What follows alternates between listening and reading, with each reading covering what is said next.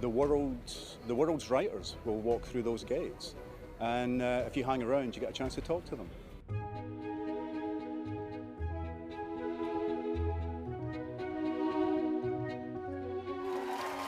I'm interested in conversations that deal with things that matter, but real, how do we live our lives?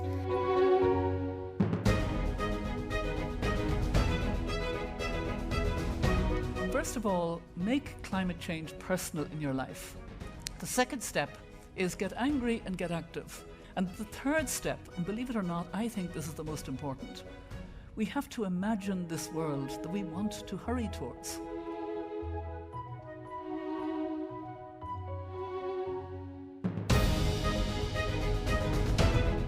It's about kindness is looking at people as people and not as I voted this, I do this, whatever it is. There are some people we will never get along with, but most of us are a complex mass of different things.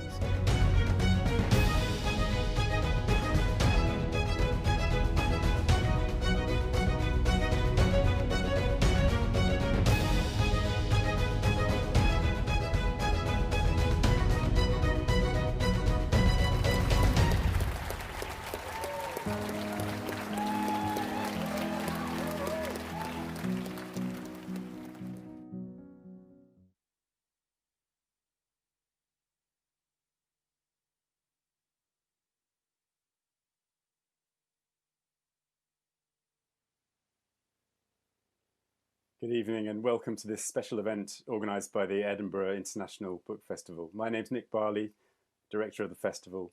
It's my pleasure to welcome you tonight. Of course, most of our festival events take place in the month of August, and this year indeed the festival will take place between the 14th and the 30th of August 2021. But occasionally a book comes along that demands a special one-off event. In the past, we've done one-off sessions with Nobel laureates, including Kazuo Ishiguro and Turkish writer Orhan Pamuk. And you may remember this special celebration we did for Muriel Spark on her centenary a few years ago. Now, this has been a really tough year in all sorts of ways, but it's been a special one, I think, for Scottish novels. You know, there's been Douglas Stewart's Shuggie Bain, Maggie O'Farrell's Hamnet, Ali Smith's Summer, and so many more great award-winning books.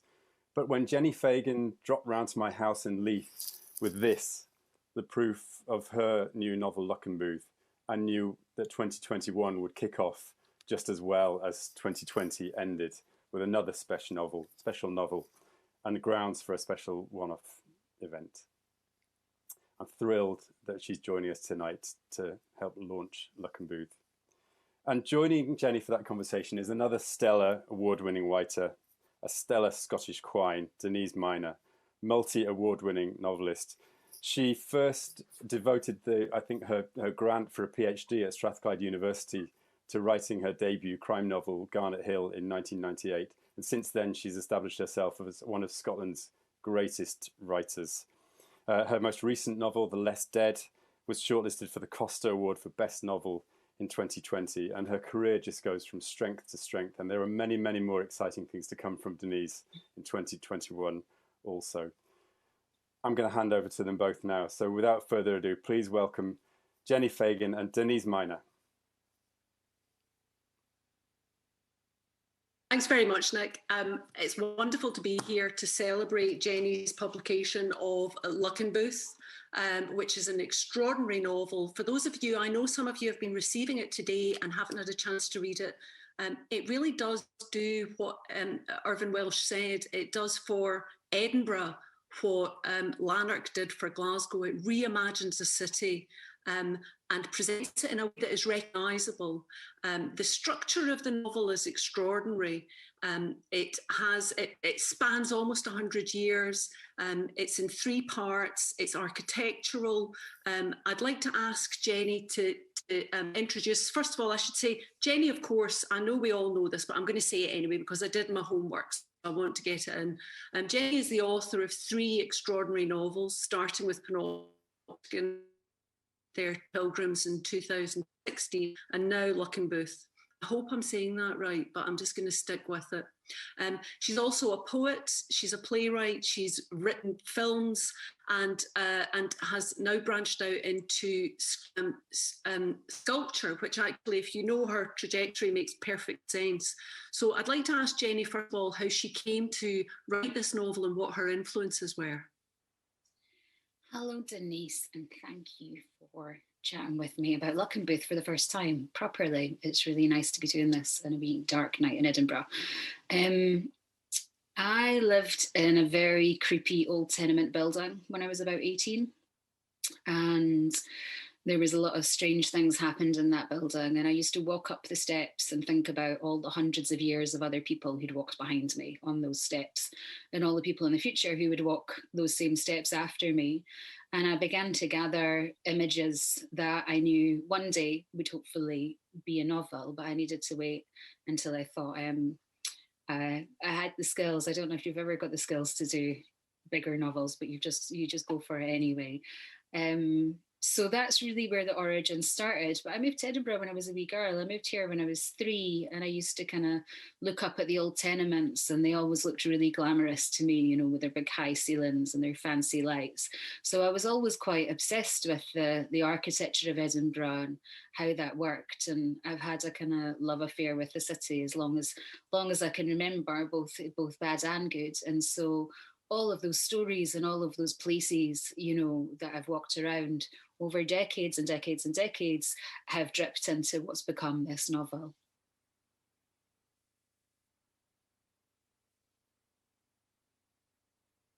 It's interesting that you say you moved there when you were young, because I read this book and I often think people write in a very particular way when they're writing in their second language.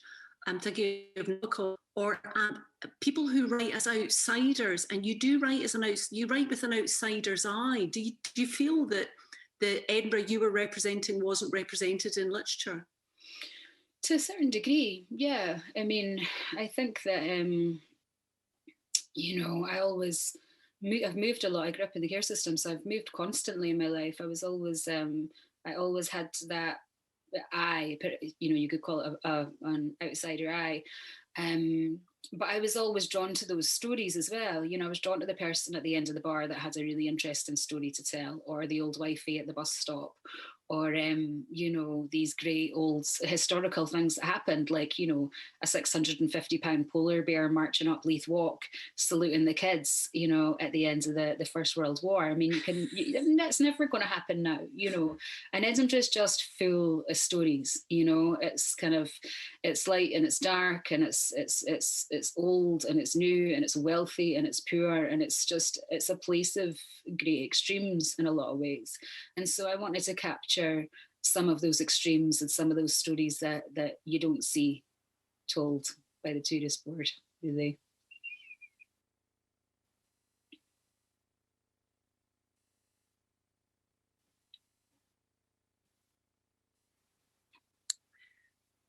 It reads like a Foucault. Are you going to give us a short reading from the start of the book? Yes, I will. So we are early on in the book when the Devil's Daughter... Are you not hearing me? Let me take that out. Is that better? What if you heard? I'm sorry, everyone. Modern technology. Can you hear me, Jenni? Are you going to give us a reading? Yes, I can hear you. Can you hear me? Can everybody hear me okay? Denise, you keep freezing on me. I don't know why. So I'm just going to go ahead and read. Jenni? You can hear me. Can you hear me? I'm grand. As long as you can hear me, I'm going to go ahead. So the Devil's Daughter's arrived in Edinburgh. She's rode here in her coffin. Fantastic. She's left her father, the devil, rammed in a crevice up in the Highlands. And she's come down to Edinburgh, marched up Leith Walk, and this is her first day in the city. It's 1910. I turn onto North Bridge, and wind scalps me in the pus. I can see Edinburgh Castle away to the right, wisps of steam from Waverley Station below. Arthur's Seat and the crags to the left, a flash of blue, further even than waves. It's good to know the sea is nearby. It is important in any city to know the escape routes at all times. Dad used to bring me here once a year. He'd sell offal or trade, then leave me to wait in a tavern whilst he went off with a woman. A stop in the middle of the Tron. Behind me, there is the Royal Mile, to the left is the South Side, and on the right, North Bridge. I stand in the middle, streets crossed below me. Tenements of all heights stand as sentinels on either side. They inspect everyone who passes below. The high street is cobbled and it slopes up. There's wooden doors and small blown glass windows or fancy sash panes with wooden shutters. A motor car turns right onto Coburn Street. The spunk hawker stacks his tinder. Between the well-dressed and moneyed, there are glimpses of the hungry and hunted. A big church has a beggar sat on its steps with his ratty weed dug. A young man smiles. He wants to defile me and urge to let him right here in the street. Who can save me? My father is the devil. Our kind are not holy. I must perfectly hide the sharp tip of my horns. Wood smoke spirals out of tenement chimneys and the reek permeates everything. Pretty rooftops are tiled like dragon skin. Just as I am about to step forward, a black mass flows onto North Bridge. Along the high street, news signs declare World Missionary Conference. 1,200 men of God flock toward me. They stride in 10s, 20s, 100s. I knew that God would have a message for me, but I did not know he would be so direct. I spit, saliva, still tinged pink.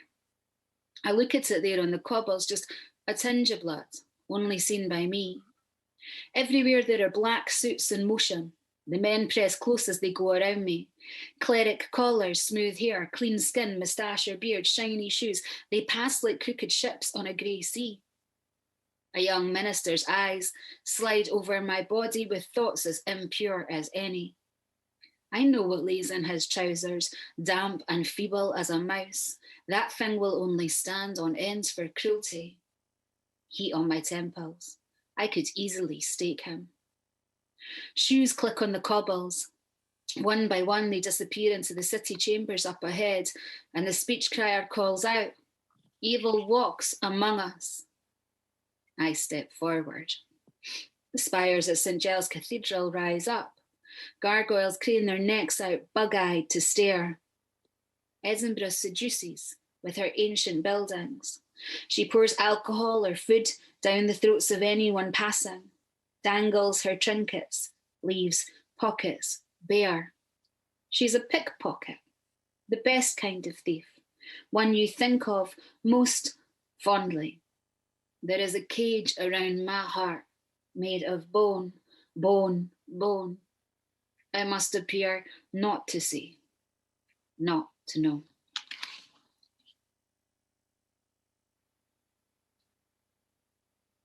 Oh, that's wonderful. And so she goes to stay with Udnam, Mr.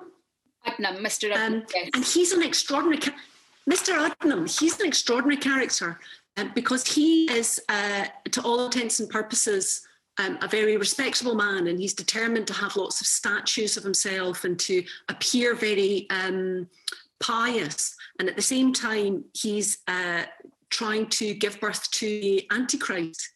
Where did that seem so Edinburgh? Was that a deliberate nod to the history of literature set in Edinburgh?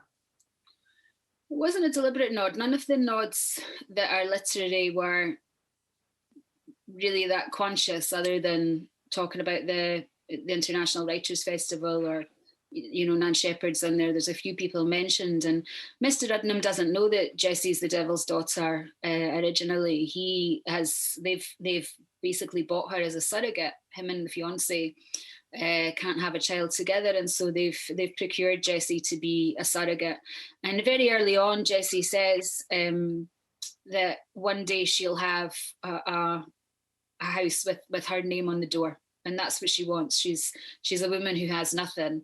You know, she doesn't have the right to own property. She's taken this great act against her father, the devil, so she has not profited from his you know, wealth in any way. And Mr. Udnam's a very wealthy, you know, very well educated man. He's the Minister of Culture, and he's a very public philanthropist. But in private, he is very sociopathic, and the duality of what is presented and who he is in private was something that I find very interesting. You know, we were looking at lots of very, very narcissistic people in the world taking over countries, and you know, the celebration of big personalities that I just found incredibly disturbing, and that fed into Mr. Udnam's character a lot. There's a rant later on in the book, which I absolutely loved, about gatekeepers in the arts. There's me looking very indignant. About gatekeepers in the arts and about class politics in the arts, which is something we never talk about. We should talk about it. And it's wrapped, it's in the voice of a character called Dot. Could you tell us a wee bit about Dot? So Dot is in the 1990s, and each character has their own decade, and Dot is she's my cosmic agent. She's the person who's going to unravel all the mysteries at the heart of Luckenbooth and this big curse that's travelled through for nearly 100 years. And she's homeless, she's squatting in the building. So you kind of have this two-tier thing, that you have the devil's daughter arrives with not a penny in her pocket, and then you have this character 90 years later, again, another young woman who doesn't have a door with her name over it either. So yeah, she's a very clear-sighted young woman, and really fascinating. And she's not kind of bullshit. She's not glamorous. She's not loud. She's very quiet. And yeah, I absolutely loved her. There's three sort of philosophers in the building. There's one in each decade, and Dot is our final one. So going back to the original, but the part of it, I think the philosopher is probably Levi. Is he? Could you tell about him? Yeah. So Levi, I loved spending time with Levi. Levi is a young Black American from Louisiana who's here working in the bone library in what is now Summerhall, but would have been the Dick Vet surgery, where all the vets in Europe were trained. And they had a bone library there, which I just thought was amazing. And I was working in the bone library myself for a year. So he's in there building a bone mermaid, and he just wants to kind of be young and drink and go out dancing and think. He really wants to spend time just thinking, and he thinks that that's one of the most transgressive acts that a human can do. And so he has this extraordinary mind, and he's really geeky. He talks about the early sci-fi conferences and stuff in New York. Yeah, he's great. He's building a bone mermaid, and William Burroughs makes an appearance. Yeah, could you tell us about why you're so interested in Burroughs and how you came to write in his voice? I've always found Burroughs' actual voice fascinating. You know, you could listen to Burroughs read the ingredients in a cornflakes packet and it would sound interesting. You know, he just has that great, gravelly, lived-in, proper voice. And he had that kind of theory of language, that language was a virus from outer space. And there's a relationship with language in this book that kind of called to me. But also I really wanted to put the 1962 Writers' Conference in there, because it was such a big event that I read about, and all the writers really argued, and they really were passionate, and they were really doing something that you don't always see now. So I just thought it was a really important one to have. And then there were other things I wanted in there, like a white pudding supper. And I thought, well, who should you have eating a white pudding supper? And I thought, well, it should definitely be William Burroughs. Or tiny little things like he has a flat sausage, not a square sausage, it's a flat sausage, because we would say flat sausage. This is all we just tiny wee things that paint other parts of the city. And so he's here, very quietly, taking very good quality heroin in the basement with little Mama, my dealer who's in the building at the time, and hanging out with his boyfriend, and literally having this trip where he puts his glass to the floor and he says, this building is a psychic vampire. It's taken the souls of its residents, and he can feel that. He's tapping into that kind of energy. It's great to have him as a really clear-sighted voice right in the middle of the novel. It felt like the navel of the novel, William Burroughs' eye. But so they're moving up in the course of time through the three parts. They move up towards the top of the building. Could you talk a wee bit about that? Because I find that really fascinating. How the characters do. How the characters kind of move up, because they start on the first floor, which is the prestige floor, obviously, the one that you can see from the bus. And it gets, more and more kind of servanty as you get further up into the eaves and ends with Ivor. But if you could just talk about the architecture of that for a moment, because I know that you were influenced by the Master and Margarita. There was a particular Egyptian book that you were very taken with. I've never heard of that writer. Could you talk a wee bit about that? Yeah, I was staying in downtown Cairo years ago, and I was reading a book called The Yacubian Building by Al Alsoni, and it was telling the stories of the residents that live up on the rooftops and in the queer community and all kinds of things that you weren't picking up in the tourist guides when you went to Egypt, And I was just really struck when I was reading it. It was a really, really great book, and then I looked a little bit at various different other ones, but really just having lived in tenements, and I lived in like the smallest flat in Edinburgh for about 8 years. It was tiny. It was high up in a tenement, and it was so wee I couldn't fit a washing machine in. So I used to have one of those kind of plastic tubs, and it was like living in a cupboard. It was like a really tall cupboard. That's what it felt like. So things like that really tied in. And the social structure in the tenements used to be that the wealthier people lived on the lower floors because they couldn't be bothered walking all the way up to the top. So you had the bigger apartments. And then as you got further and further up the buildings, they were smaller. But there was a nice thing about that because, so-and-so that owned the hairdressers who lived on the 6th floor would say hello to so-and-so who worked for the council who worked on the 2nd floor. There was a real kind of leveler in some ways to some of the social interactions in Edinburgh because of the design of our buildings. And originally the tenements could be up to, I think, 15 floors high when they were wooden. And then we still have got some that are kind of 9-10 stories high now. And so when I was literally building the building, I used to have to draw it out on my bedroom wall from floor to ceiling next to my bed, the whole building and all the characters and all the decades and everything that was going on. And then I would sleep next to it. And it was really creepy. So I had terrible dreams for ages. And I would wake up and there it would be, the whole building would be there. And I'd go and, write another wee bit on or work out, that character does that in that decade. And that ties to somebody 2 decades before, and kind of, weaving it all together in that way. And at the time I was also I was renovating houses and kind of knocking down walls. So it was a weird kind of thing of life and art, all kinds of merging obsessively for 3 years when I was writing it. It's not a real place, is it? It is. Luckenbooths. The Luckenbooths were on the high street. So the area is real. And the place where the actual tenement is, you can find the space exactly where 10 Luckenbooth Close would have been. Down one of the closes, but the close itself, there is not an actual Luckenbooth Close, but you can certainly find where it would have been. Can you tell us a bit about the title, where that comes from, Luckenbooth? So the Luckenbooths were originally the traders used to kind of drag their carts across Edinburgh with selling, silverware and stuff. And obviously Edinburgh's really hilly. That must have been a complete nightmare dragging them up and down every day. So they asked the council if they could lock their booths, and they became the first trading area. So it was our first kind of shopping area in Edinburgh.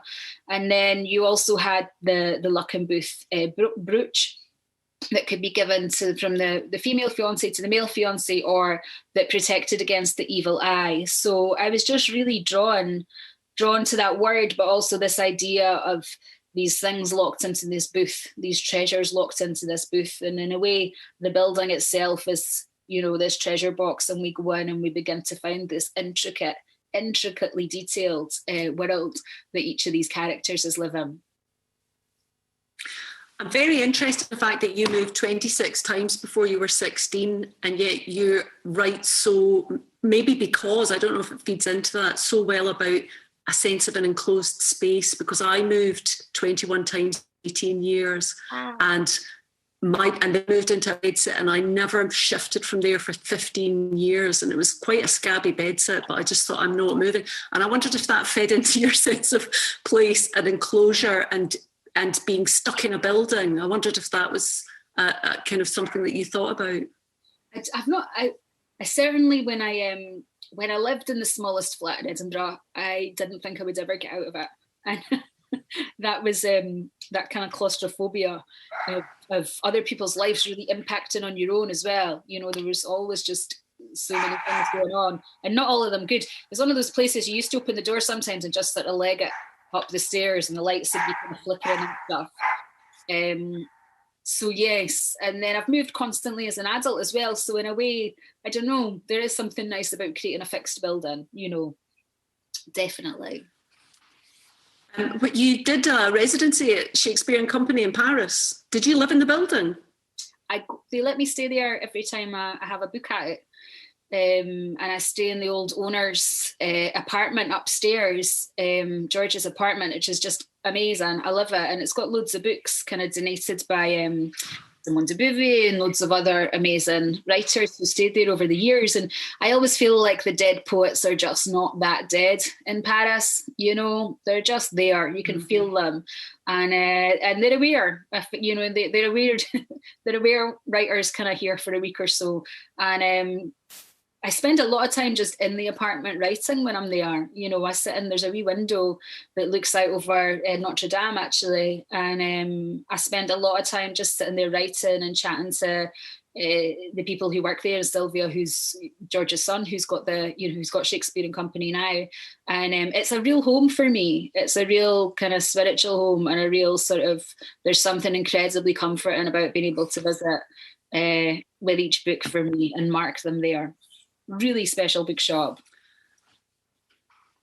When you, one of the things I'm really interested in your characterization is that they're always straddling multiple identities. And, you know, they're always very textured. I think in fiction, it's very easy just to have a single character. But none of your characters always seem quite fluid. And one of the characters that I really loved and fell in love with in this book was Flora. Could you tell us a wee bit about Flora? So Flora, we meet Flora at the start of the 1920s, and each decade had its own kind of theme. So the theme of Flora's decade is love, and it starts with this polar bear, Baska Murmanska, marching up Leith Walk, which happened. Baska arrived with a Polish regiment who had been, I think they'd been fighting in the Bolsheviks actually, and they arrived on the Toloa ship with this polar bear that one of the chaps in the army had bought to impress a woman. So they'd bought Baska for love. It hadn't worked. She'd went off with a guy who had bought a fox anyway. But Baska herself sort of keeps this idea of love alive for these men, these war-wearied men in this really extreme circumstance. You can't see, you know, their partners or their children, but they have this polar bear that represents something to them. And she meets her, Flora is there, and she meets her partner. She says on the last day she dresses as a boy, and she's been serving in the army, and she's incredibly glamorous. She's very, she wears, you know, the kind of flapper's dress, and she's got the short kind of blonde hair with the little curl and the red lipstick. And, you know, she's in a bar kind of reminiscing very early on, and she's saying, you know, I shouldn't have had champagne for breakfast, certainly not with cocaine. You know, she's very decadent, Flora, and she's very funny, and she's just quite brilliant. And she's musing really on the unbreakable bond of true love that she's been seeking all of her life. And when she talks about Baska Murmanska going back to Poland was newly independent at the time. She says she goes to the shore and she watches the ship go away And the barman says, "What were you watching for?" And she says, "Evidence of the unbreakable bonds of true love." And he says, "Did you find it?" And she says, "Not yet." And then she goes up to see her ex-partner in the 1920s flat on the second floor. And he's hosting this amazing, extraordinary drag ball, which was just like the party I wanted to go to. And the 1920s, you know, it was a wild time. It was an amazing time. So, yeah, that's Flora. She's absolutely gorgeous, though. I could see this as a film. You wrote a film recently, didn't you? You made a film. I did a film of my own about Bangor Village Hospital, a little one with it's kind of cine poem, and it's got me talking over it. And I filmed it. I was born there. It's an old Victorian psychiatric hospital. Again, extraordinary buildings, extraordinary kind of, you know, presence as a place. So I did that one, and then I did the film script for the Panopticon, and I'm actually just about to start working with the BBC and STV on a wee original TV series. So that's quite fun. Oh,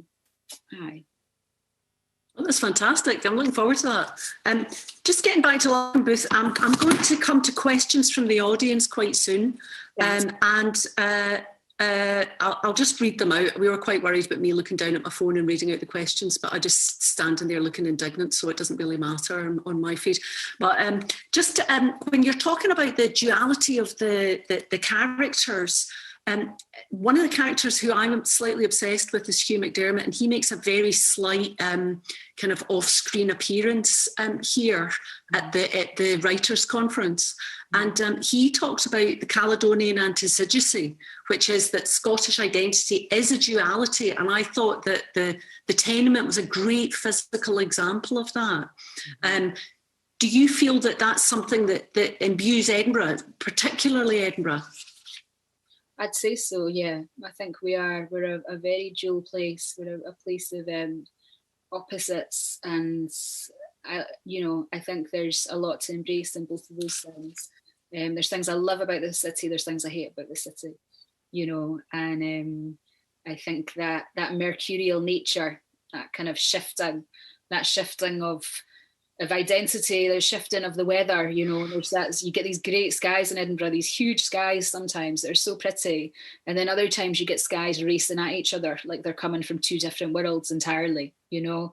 I think it's just in the bones of the place, you know, and we have the city above, the city below, you know. It's very dual. It is very dual in nature. And they go to Mary King's Close at one point. Yeah, Mary King's Close is just a few closes up from Luckenbooth Close, and it's an interesting place to go down and visit. You know, you can't get down under most of the city, so it does give you a real insight into, you know, that whole there's a whole other city right underneath us, you know, for a vast majority of it. There's catacombs all over Edinburgh. For people who don't know, Mary King's Close was a close that was, I heard, bricked up during the Black Death. They just bricked it up and let everybody die in there. And they have a room that still has the original wallpaper, and it's where they put the people who were going to the death pits. And sometimes they were only nearly dead. So I keep thinking about Mary King's Close in the present times. Fantastic book. I would urge everybody to get hold of a copy and read it. It's such a great escape from the present moment. I kept thinking I would love to read a follow-up book about the gentrification of Edinburgh, because Edinburgh has changed so fundamentally over the past 20 years. And you hint at that in the last section with the triads coming in and with Dot herself. Could you talk a wee bit about that? Because you do touch on it a wee bit. Yeah, I mean, there's a lot of talk about the kind of Disney-fication of our beautiful ancient cities, and you know, that they become more and more expensive. So eventually they just become a kind of plaything for wealthy people, you know, which would be an absolute travesty. And the identity of all kinds of places changes. You know, we talk in the book talk about the clearances of the slums in Leith that were going on for ages and ages, and you know the way that the council were during that process. And Leith is, here we are still going through, you know, again another huge process of change where, you know, things are being built that lots of people are campaigning against, and you've got the trams going down Leith Walk. We had the trams, we got rid of the trams, now we're getting the trams back.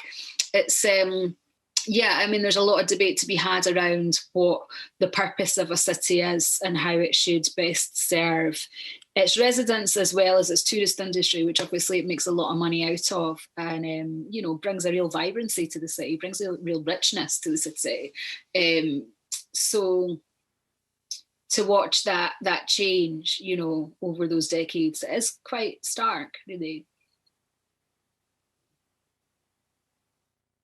And quite sad, because who does the city really belong to? Well, I think it belongs to the people that come here and fall in love with it. You know, some of us are here from birth, some of us are here, you know, we just arrive here, and the city has a way, I think, of making its way into people. You know, it has a way of kind of capturing them, and I like that about it. I like that it's got that ability. I worked in pubs in Edinburgh for a long time, and you would find, you know, there was loads of people kind of passing through that really made up the fabric of Edinburgh as well, and kind of took the place to their heart, and it became a part of their identity as well. Yeah. Right, so here's the first question. Hi, this is from Alan. I'm in exile in Oman. Do you think the split level life of literal Edinburgh dwelling life and Edinburgh fictional life will resonate even more in our sadly pandemic present and future? Yes, I do. I think that unfortunately, whenever anything incredibly difficult and challenging for society happens, the impact on the people with the least money is always the most severe in lots of ways. And I think that we will see the fallout for this everywhere, and certainly, you know, even people, you know, there's somebody in the news saying they wanted cleaners to go back to work. It's like, well, why are cleaners not allowed to be safe as well? You know, clean your own house, or just don't bother cleaning it for a while, kind of thing. I think that, yeah, that experience for people who are already struggling has absolutely devastating consequences that not everybody will experience. Rachel G asks, a Scottish writer won the Booker and now your great book. How strong do you feel about being Scottish? I love being Scottish. I think there's so many great writers here. There's so many great writers from Scotland around the world, and also still in Scotland. And that's a great thing to be around. And we're lucky that we're pretty chatty. There's a lot of really nice people amongst the literary community. Some people that aren't so much as well, but there's some really lovely ones. And so it's a nice thing to be a part of. And I did my DNA test a while back because I don't really know much about my origins, and found out that I was only something like 7% Scottish by blood. So I had a real kind of wee crisis for a while. I was like, I was born here, I've grown up here, and it's so much a part of who I am. What does it mean? And found out I had lots of Scandinavian and Iberian and all kinds of different places make up the majority of where my history would have come from. And I think that's actually quite a Scottish thing as well. You know, we're traveling people, we're a small country, so people want to go away and then they want to come back. And I like that. I like the outward looking part of that identity that appeals to me.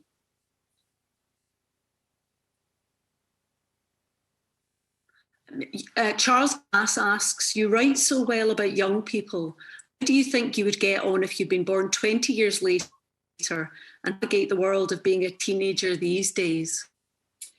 Oh, it's a good question. You know, the kids growing up now, I'm a parent, so I see a lot of this. And the kids are growing up with things that we just wouldn't have had to deal with in the same way. I grew up under Thatcher through the recession, pretty tough time in Scotland and right across the UK. but certainly for people who weren't wealthy. And yeah, I think that, you know, we were not so aware of what was going to happen with climate. We weren't living through a world where you're observed all the time online. I don't think there was quite as much scapegoating about, you know, people in poverty to the same level. And in some ways, you know, I didn't either, you know, it was there, but you didn't feel it on the front of papers half the time, or, you know, it wasn't as obvious. I think that, you know, the onset of technology and all those things has really changed the world, but this generation are amazing. You know, the generations coming behind us, there's so many interesting young people, and they're so switched on, and they're so engaged, and we massively undersell what they're about. And I just feel like, you know, we have to offer them more. I'm a 90s kid, really. You know, I was a teenager in the 90s, and that was a great time. It was a really great time. And you look back and you think, what can we bring forward for them now? Because we owe them more than what they're getting. Yeah. Liesl M asks, would you consider making any of the characters out for a book of their own? Possibly. Who? I don't know. Can Ivor win the lottery? Ivor, it would be nice if Ivor won the lottery. It would be lovely if Ivor won the lottery. I love Ivor. There's a lot of characters in there I would happily spend more time with, and then there's other kind of spin-off, like people who are just mentioned on the periphery. You could end up working with again in different ways. So who knows? It feels very much like a kind of living entity to me. So I'll let it go out and have its life and see what happens. Steve Bamlett, which is a fabulous name. Steve Bamlett asks, do you feel, as Dot does, that certain readers of novels say, don't make us uncomfortable or we will close ranks like flying monkeys? How has it manifested itself as if it has in your career? Hi, Steve. Yeah, I mean, a lot of people don't want to be made uncomfortable, or a lot of people haven't experienced anything out with their own slightly secure world. And yeah, I do get some kind of extreme reactions to my work sometimes, but I just think you've got to write what you're absolutely passionate about. And I adore these characters. You know, I'll spend 3 to 5 years in these worlds before anybody else gets a hold of them. And I really kind of passionately care about them. So I always feel that my obligation is to the book. And I have that sense when I'm writing it that I will know when I've got the book to the space where it was meant to be. And then if it goes out and fails in the world, or if it goes out and people have those kind of reactions, that's not really my problem, because I serve the book first and foremost. It's not probably not the most commercially clever way to write, but in the same light, it means that when I'm dedicating so much of my life to this, I'm doing something that has kind of my heart and my soul in it. And I think that if you do something that's authentic, that you mean, then that means something.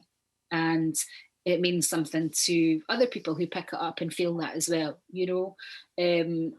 So yeah, I think that you can't really censor what you're doing. There's no point in censoring what you're doing. If writers censor what we're doing, then what hope is there for anybody? And David Kay asks, how do you think other Edinburgh writers have affected your own writing? And if they have, which ones have affected your writing? Oh, lots of them in different ways and different times. You know, sometimes meeting them has, you know, had an impact, certainly. In my teens, Irvin Welsh's Trainspotting came out and was just absolutely massive for my generation. You know, you can't kind of underestimate what an impact it had, being able to hear your voice and to see, you know, I grew up like many people did in Scotland, thinking it was the most unexotic place in the entire world, and deeply uncool. And then, you know, you read this book and you think, that's something I've not seen represented. So all kinds of writers over Scotland, Kelman as well in Glasgow, you know, how late it was, how late it's such a pivotal book, or going back to Trocky, or, you know, Ali Smith, or, you know, there's an abundance of different writers that can impact in your life in different ways. Or, you know, the first time the Panopticon came out, I met Ian Rankin for the first time, and it was really just a big deal. It was like, he was chatting to me, and he was going to read my book. And so I've felt very fortunate in some of the writers I've been able to meet and you know, talk with. And Tom Leonard in Glasgow was a great friend, a wonderful poet, extraordinary Scottish writer. And then writers who are not here, like Jessie Kesson. You know, I love Jessie Kesson's work, and I have a real kind of sense of who she was and some of the legacy that she's left behind. But in the same light, I'm massively influenced by literature and books from all over the world, and by lots of counterculture and music and art. They all feed in, and they're all just as important. And they are, you know, I think we often talk about a writer's influences as if they're parochial, but they can be, can they? It has to be an international. Nobody reads only the local literature. No, and nobody that you read locally just reads locally. You know, all the readers that I've read, they're all influenced by, you know, literature from all over the world, you know? And yeah, I mean, that was the whole point of reading for me as a wee girl. You know, I would go to the library van, and I could go to other worlds. And that's what I've wanted to keep doing my whole life. And I'll go through stages where I'm reading lots of kind of Latin American literature, or you're reading loads of, you know, American stuff, or you're going through all the different countries, and their writers are the great way to kind of discover you know, loads and loads of different worlds out there that just make your life so much better for having travelled through them. You talk about reading as an escape, and I think during the pandemic, lots of us fallen in love with reading again. Is that how you came to reading?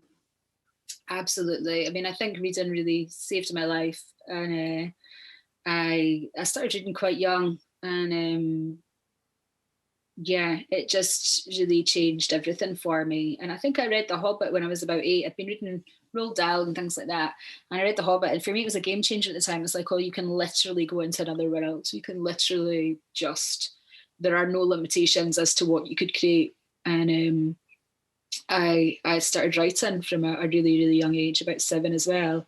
And yeah, it definitely gave me just this thread that I could keep following, no matter how much I moved or wherever I went. I could take words with me, you know, and I could put them down on paper, and I could,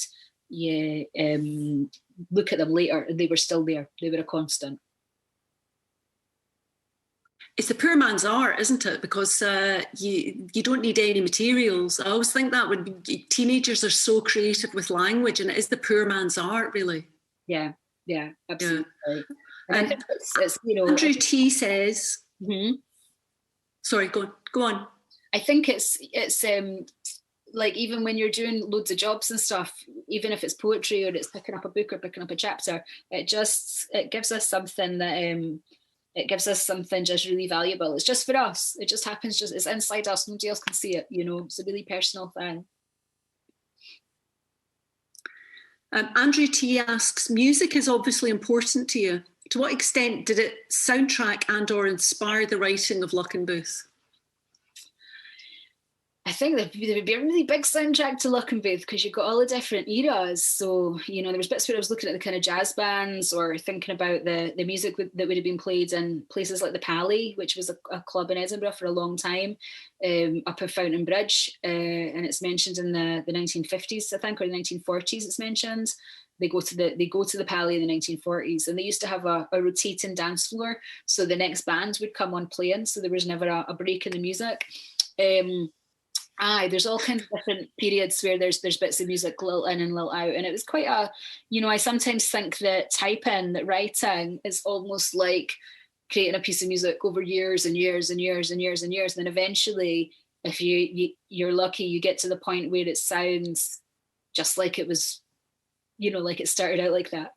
But it's taken years and years and years and the motion of typing feels there's a musicality to it for me as well.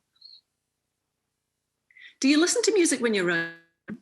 Not often. not often. I feel I need to basically leave this world almost completely, well, pretty much completely, to be completely in another space. So not normally. I don't listen to anything, but I might listen to it when I'm researching or, you know, thinking about a character.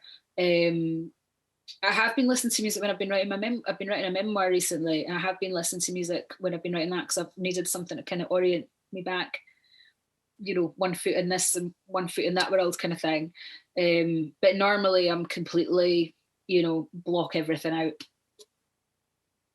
You've just finished that draft, the first draft, haven't you? So it's a memoir of your early life. 0 to 16, yeah. And what sort of music were you? I'm thinking about My Big Fat Mad Diary, where she comes back from a psychiatric and House of Pain starts. you either know it or you don't know it. You know, all kinds of like stuff. It's so textured. It was lovely. All kinds of, lots of old kind of grunge music. You know, grunge was really big for me, and some old punky stuff. And then like Adore Nina Simone, or nostalgic things like Tracy Chapman's Fast Car. It always kind of takes me back to a certain time or place. And I really like kind of old 60s and 70s stuff. Neil Young's Hurricane and Murder Ballads. And I'm very eclectic in my music choices. Elizabeth Kay asks, does the quote, "Edinburgh is a mad god's dream," it's Hugh McDermott, what does it mean to you as a writer and as a Edinburgh resident? Well, it is kind of, you know, it's an odd city, you know, we're built around this big old volcano for a start. And you have this great nature, you know, you have the sea and you have all these kind of sparkling lights at night, you have all the hills, and, you know, it could have come out of some crazy person's imagination, really. And it can be so beautiful. You know, there's times where you'll walk down a street and you're just like, it's absolutely stunning, you know, 3 o'clock in the morning when it's all quiet and you've got the city to yourself for a wee while. So, and for me, you know, as a writer, it's our right to be mad gods and dream our little dreams and see what comes out of them, you know. How have you found Edinburgh during the pandemic? Quiet, and I quite like walking around the streets when they're empty. That's never going to happen again, you know. When this is all hopefully over and done with, it'll go back to being the incredibly busy city that it is. And then we're all in our little pods, isolated from each other, which is, you know, it's tough going. You know, if I see a friend in the street, you get so excited, you're like, a person I know.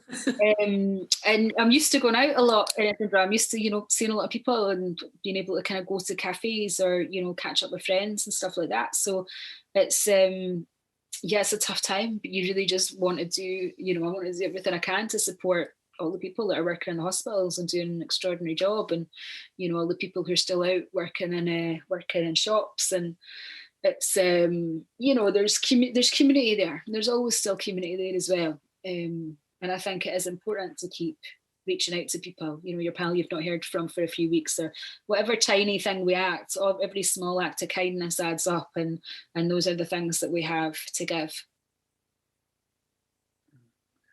Kitty C asks, this is a brilliant question, how would the residents of 10 Luckenbooth Close be coping in lockdown? What would they be doing? So let's start, first of all, with part 1 of the book. How would they be coping? They'd be having a sex party, wouldn't they? Well, they've got a massive library, an amazing library, and they've got a big bar, and they've got some opium, good quality opium, which I'm sure they wouldn't run out of. So they'd be okay, but they would be descending into madness, you know. Mr. Udnam's descended into madness as it is. So that would be tense. That would be a tense floor. The 1920s, Flora, I think they would have to just clear the party out or nobody would survive that. It's a big party. You're having a quiet time, enjoying the views, you know. I love in the 1920s, you've got the kind of smell of the wooden floors and cups of tea and, you know, apples and oil and brandy and stuff. in the 1930s, Levi, it would be quite tough on Levi because he's living on his own, and you know, he's friends with like the postie up at the Dick Vet where he works, and a few other people's played bars and places where he socialises. So I think he'd be finding it pretty lonely on his own and not necessarily having anybody to reach out to that easily. In the 1940s, Ivy, who's training up to become a spy. Ivy's pretty mercenary. I think she would be coping, and she's got Morag, her girlfriend, so I think they'd be okay. They would cozy in, but they would be, I think Ivy would be scared for Morag. She cares more for the other people, as we sometimes do. We worry about the people that we love more.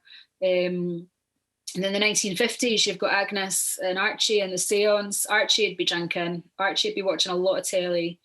Archie would be swearing at the telly. Archie would be fuming. He'd be absolutely raging at the politicians. He would be an anti-masker. He'd be an anti-masker.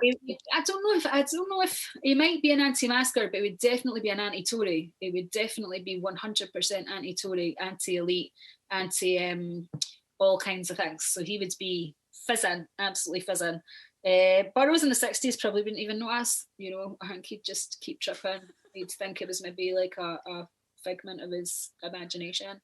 The 1970s, the Triads and an Edinburgh gang are about to go to town with each other. I think they'd still just have their battle. I think you know, business is business in certain industries. The 1980s, you've got Ivor would be very, very protective of Esme. Ivor he's got a little niece who's absolutely adorable, and she's having a pretty tough time. She's feeling quite isolated at school, and her mum was, you know, struggling with her mental health, Ivor's sister, and they don't have much money, so that would be a real strain. That would be a real strain on Ivor and his family, but he would be doing everything he could to keep everybody else together, despite his own kind of mental health and his own stuff. He's a beautiful man, really. And then in the 1990s, Dot has been on her own, apart from society for a long time, was a homeless woman, young woman. So she would just be business as usual in some ways, you know. She'd be concerned about her benefits, she'd be concerned about getting by, but she's used to surviving in tough circumstances. So again, that isolation is something that she's possibly more adjusted to. Now I've got about 2 minutes left.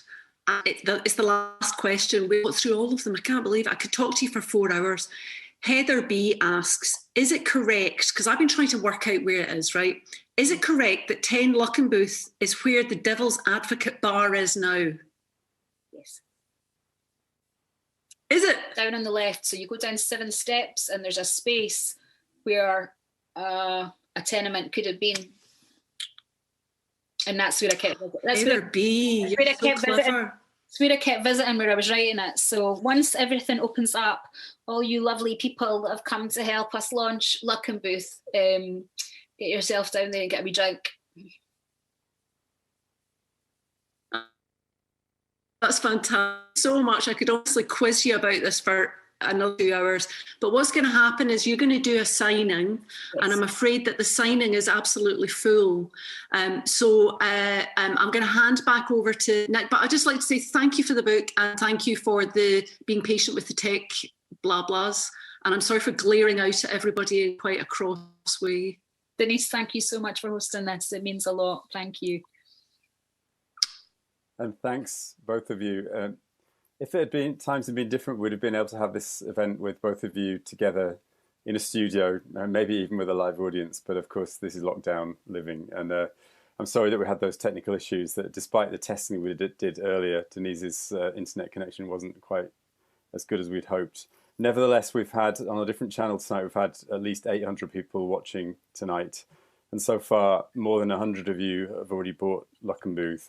It's not too late. I know many of you have signed up to have a one-to-one meeting with Jenni. I know, Jenni, you've got to go off and sign your books in a different Zoom space in a minute.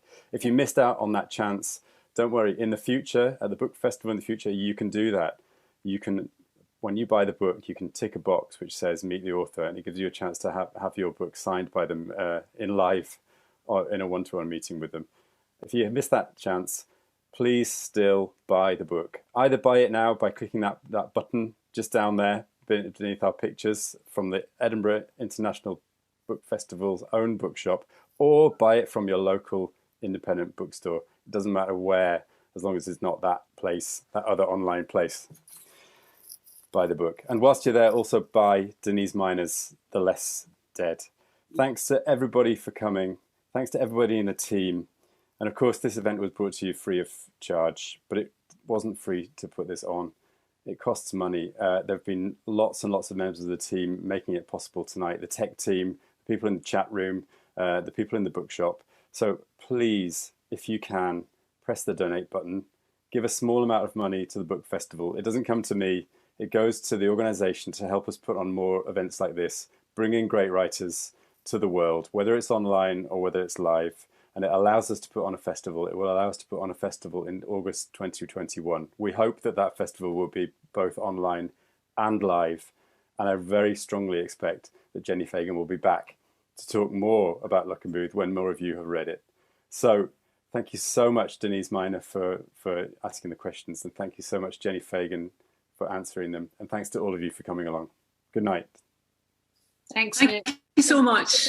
Thank you. Bye. Thank you.